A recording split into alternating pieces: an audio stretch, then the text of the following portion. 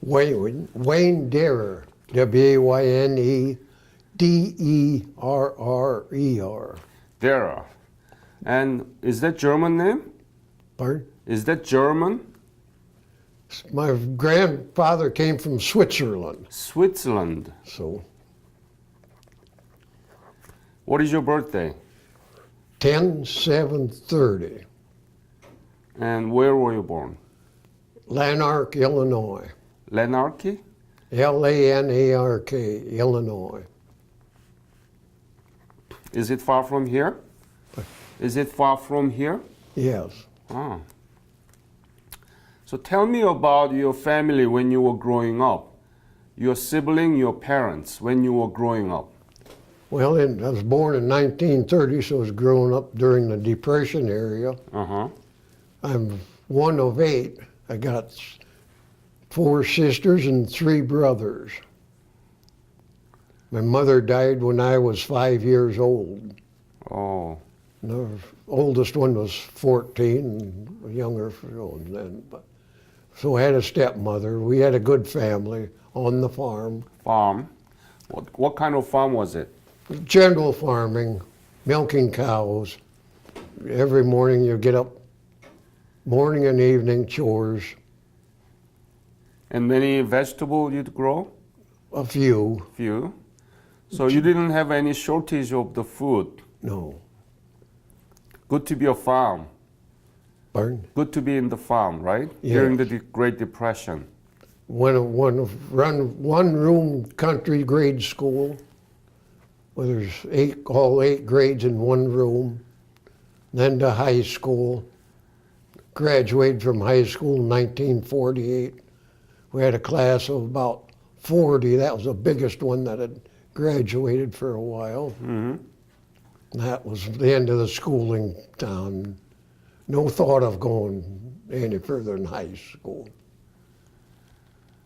And did you know anything about Korea at the time? No, absolutely nothing. Nothing. I got my 1A draft notice in the summer of '51. After thinking about it, I went and joined the Illinois National Guard. I think it was the 23rd of September. I joined National Guard. Shortly thereafter, just a matter of a few weeks, I forget the exact date, Illinois National Guard got notice that the whole division was to report for active duty February 15, 1952. That was I went to Freeport. There's a unit in Freeport and one in Savannah. I went to Freeport. Mm-hmm. So the 15th of February, we were activated on the train, took the train to California to Camp Cook. Mm. For basic training. I know I was home for leave on Labor Day, early September. Left there, from there to whatever it was. It took me a month till the 7th of October to get to my unit in Korea. In Korea? Yep. Where did you land? I went to California with a slow boat from there we got stopped at Hawaii for supplies, and then Hawaii, and then on to Japan, I suppose, and then to Korea. And did you land in Incheon? I don't know well, from Japan, where I landed. Right. And so where did you go from there? To my unit, What was your unit? 40th Division Quartermaster. What is Class 3, which was the petroleum depot. Petroleum depot. Okay, so the gasoline station. We had them 50-gallon barrels to. Uh-huh. Had Korea workers that done the work. Worked with them. By working with them, they would cooperate good with you if you indulged with them. So was it far front line, or where was it? Where were you? Was it front line, or were you at the rear place? I don't know. Well, we were generally away from our head company because of the petroleum depot. We had some a small amount of high octane fuel for small aircraft. So we were apart from the company a little bit. The only excitement I had was that 11 months there, on Christmas Day, about the middle of the morning, our air raid alarm went off. There's an unidentified aircraft up in the area. I know when I went out of my tent door, I thought could move fairly fast in them days. One of the other fellows was already going in the bunker. I get to the bunker and I says, how'd you get out here so fast? Well, he ran out in his stocking feet, but I took time to slip in my shoes. But that's the only excitement. Never shot at once. Was in a area because of that petroleum depot. So what did you do with the petroleum, gasoline? What did you well, did you we dispense? we get it in by truckloads. Then we had the other outfits would come in, maybe get a few barrels of this and a couple barrels of that, and whatever they needed, and distribute it out to them then. So you distributed. Yes. Ah. They would come in with a request, they got so many barrels of this and that. That was it. What was your rank? I got corporal. Corporal? When I got my order to leave, well, the sergeant said had me up for sergeant, but it was taking a little bit yet. I said, I'm going home. And how was living there? Where did you sleep? What did you eat? And things like that. Well, we were close to the company, so we had good food if we wanted it. Sometimes we were away from the company, so I would just eat a sea ration rather than get in a truck and go a couple of miles to the company mess hall. I would just do that.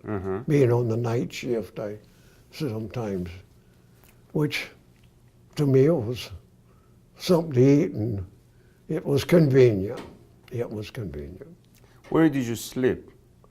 I always had a tent to sleep in. Tent? Yep. Yeah, tell me about the tent. How many soldiers were there? Well, I suppose there were 3 or 4 of us in the tent. Only 3 or 4? Yeah. And did you have a heating? We did. We could have a heating, as long as somebody was in the tent and awake. Stove, but of course, most of the time I was on the night shift, so I was in the office tent. That was where the office was then. Did you clean your tent, or did you have a houseboy? Oh, we cleaned it. We done our own cleaning. So yes. there was no houseboy? No. No Korean boy? No. No. Were you able to take a hot shower? Yeah, we could, yes, because there would have been at the company, the 40th Division Company, there would have been a hot shower, yes. So there are not And much. they had an ice cream factory there. If we wanted ice cream, we could have ice cream too. You could have ice cream? Yep, because that's where they made it, Oh. at the company headquarters. So, That was division headquarters, and you don't know where it was located? no, didn't pay any attention because I never left the base to go out amongst the population. If I had any time off, because I couldn't have told a Korean from North Korea or Chinese or what, and no reason to go off. No reason to go off the base. No reason to leave the company.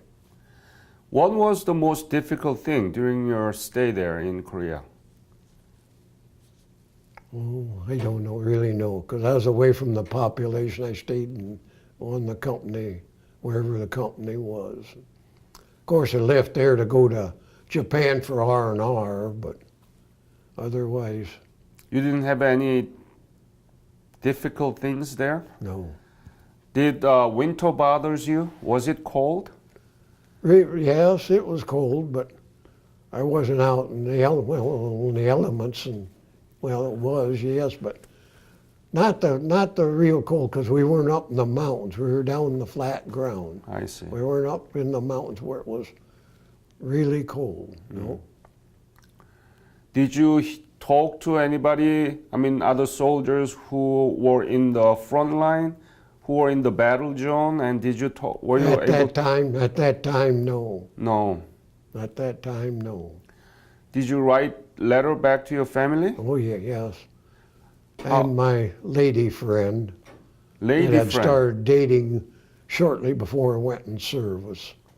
We corresponded. What's her name? Ferry. Ferry? I got home in September and we were married in January. Then. So, your wife, Yep, for 58 years. is she still alive? No, She she's died? deceased. Oh, I'm sorry to hear that. So, that was your lady friend. Yep. So, what did you write? Well, not too much because this is the same routine day after day after day, just there and that with the company and then that fuel department. It didn't have much to write about. But you still wrote very often, right? Well, at least once a month, as you might say. Once a month. So you didn't write that many. No, no. I'd get a letter from home occasionally, and maybe occasionally from my sister or brother.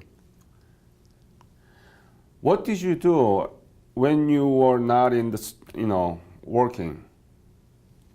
Just in the tent. We did have a PX, I guess you call it. Yeah. Of course, being as a division headquarters, they had a PX where the company was located, yes. And did you know why you were there? Yeah, yes.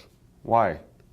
Because they had been invaded by a foreign country, not foreign, but another country. Had come, invaded them, were going to try to take them over. Communism. Communism. Communism was trying to expand their base. And were you able to go to Seoul, the capital city, or any other area? I didn't. You If it didn't? was available, I didn't. No. How was the area that you were in? Was it destroyed completely? What happened to that area? I don't know. I don't know. At that time, the front lines they were fighting. They weren't moving very much. They weren't going back and forth like they had before. All they were doing was, oh yes, it was hell up on lines because everybody wanted. They'd been talking peace.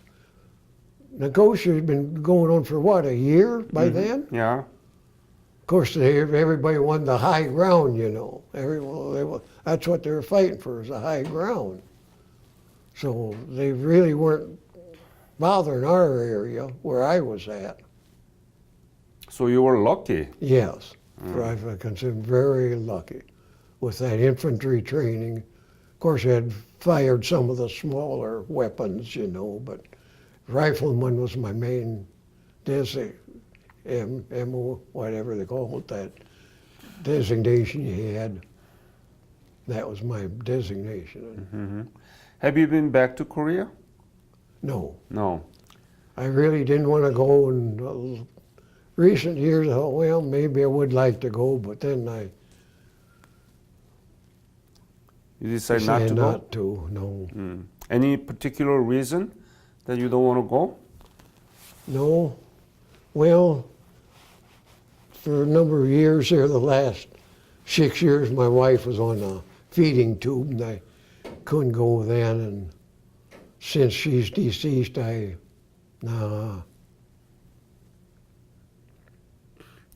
Do you know Korea now, modern Korea? Their economy and their... well, I try to keep track of the news a little bit, but not. What do you know? What do you know about the current Korea? They're starving their people and count them military. He wants a big military base, and they're doing these missiles now. You mean North Korea? North Korea is They were starving their people. Yeah. You couldn't. They don't know what's going on. No way can you have an uprising against them, because they would.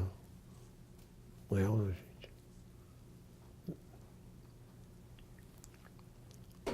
How about And South? how there's been thousands of people, I don't know how many thousands now have lost their lives on that DMZ.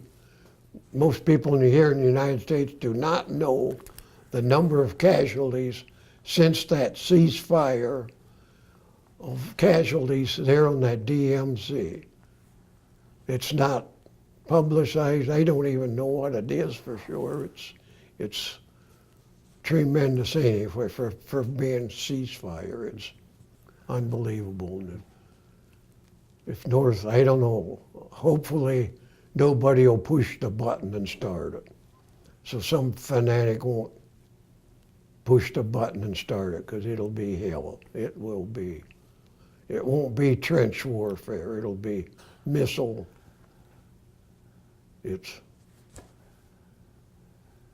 Do you know about South Korean economy? Not too much, no. You know that South Korean economy is 11th largest in the world? No, You didn't know that? no. Yeah. I know they've done tremendous rehabs, and it's true. And how grateful, how thankful the biggest share of South Korea people are thankful, because we've got, well, in recent years, we got a different cap than this. That after we went up, this was only about 4 or 5 years ago that, and another medal that I can put on my thing that, I forget, that South Korea had given Ambassador us. Peace Medal? Pardon? Ambassador Peace Medal, right? Probably. Yeah. Is that the one that they melted down? What did they melt down and made that medal? I know.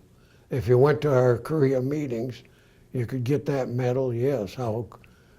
This has been 50 years afterwards that they were still how grateful they were that they gave us another medal. Yes. So what do you think about that? Oh, tremendous, tremendous. What most other countries have been through war hasn't come back with and thank their veterans for. So are you proud of Korean War veteran? Yeah. See, we didn't form a chapter in Freeport till, 1990 something? I got in on the ground of that. And when it started the color guard, I joined that in late 1990s and early 2000. We were probably marching at least 10 parades a year locally. And then they had a float that would always follow us. And about 5 years ago, I had to give up the color guard because I couldn't hack it anymore, and I got a cane now. And that was one of the hardest things I had to give up was our color guard. Oh. Because I enjoyed that, something I could do, and I enjoyed that. And the way the people corresponded when you went by them, how thankful people were.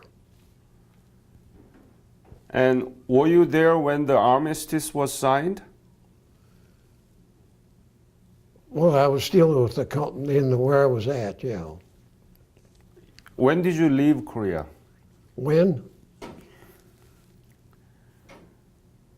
Well, it would have been late September, in September, because I was, or early September, because I got home all the way home 20th of September, late September. I don't know the exact date. So 1953, right? Yes. So you were there when the ceasefire. Yeah, I was there when the ceasefire was signed. Tell me about it. The day that they signed the ceasefire. How was it? Well, it wasn't too exciting in my area because we hadn't been under contact, in compact or near, really afraid for our lives, you might say. We were in a secure area, I guess you would say. Of course, when I went home then, it was by a slow boat, but I went landed in California, went to Fort Carson, Colorado for discharge. While there, I met another guy that was from Freeport. I kind of knew who he was, and he had a family member, I guess, drove out to Colorado to pick him up, so they brought me back to my home farm in Lanark. So what did you do after you came back from Korea? Worked on my family farm Farm? till I got married. Uh-huh. I didn't have anything to do with the veterans until about 1990. I joined the VFW and the local VFW and the American Legion. Then when the Freeport chapter started, joined that. And Wayne, because you had honorable service fighting against communism in Korea, Yes. now South Korea the economy is really big. It's a small country, but their economic power is up there. Yeah. And we have a strong democracy, and South Korea is a strong alliance to the United States. Do you know that? Yes. Yeah. Yeah. They do a lot of trading. Together? Yeah. Not only in food to eat, but in other commodities, all other commodities. That's what bothers me is all this stuff being made in China.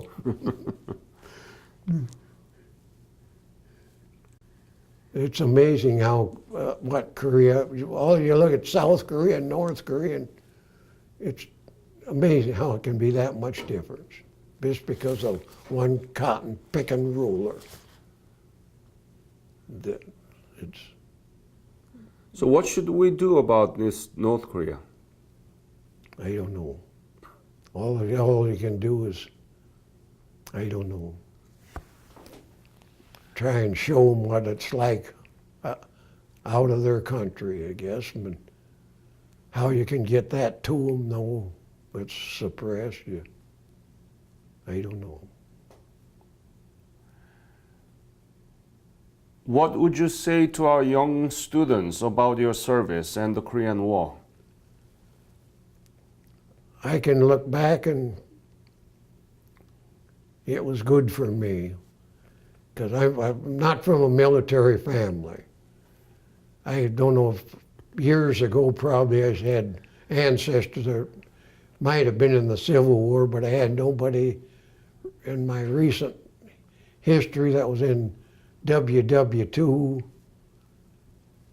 mostly because we were agriculture, and I know my older brother would have been in World War II, but he was deferred because they had to have food, and he was deferred. I don't know if he even the draft, I don't know. They were deferred because of agriculture. And my dad would have been of age for World War I, but as far as I know, he was never approached. I don't know what the status was. It was mostly I don't know. In recent years then, it was a volunteer. They didn't have a draft. And that's what gets me during the Vietnam era. Some left and went to Canada. Well, you didn't have to go in service. You could have done volunteer service. But once they went to Canada, as far as I was concerned, they should not have, citizenship should not have allowed them back in the United States. Period. Mm-hmm. They didn't have to go to Vietnam. You could have done well. And I suppose don't wait till the draft if you're going to do volunteer service. When you register that way. So, would you recommend our young generations to learn more about the Korean War? Yes, yes. And how that country, if they wouldn't have, United Nations wouldn't have went in there, they would have been the same as North Korea. Mm-hmm. That'd have been the same. Yep. Young students will listen to you through this video, and they will learn from you about your service and your opinions about the Korean War. Yeah. War's hell. There's no two ways about it. And why they can sit around the table for a year to decide to do it, it's unbelievable. I don't remember now how long it was, but it was at least a year, wasn't it, that they tried to negotiate and argue over where to sit at the table and all that. They should have took all of them out of that negotiating room, put them on the firing line. Took them up there and on the front line, maybe they'd went back to the table and done it upright right away. I don't know. Wayne, thank you very much for your service. Well, thank and you. Korean people never forget your service and your fight for the Korean nation. They are now. I mean, they are in the last number of years now. They really are, I think, because all you have to do is people see this cap, or I got a jacket like Frank's got, I got a jacket like that. See that, and Why don't you put it on?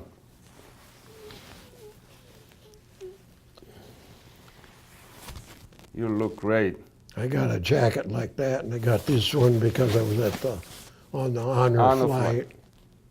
How that was on our flight, what people gave for that. Oh my goodness. My goodness. So you liked it.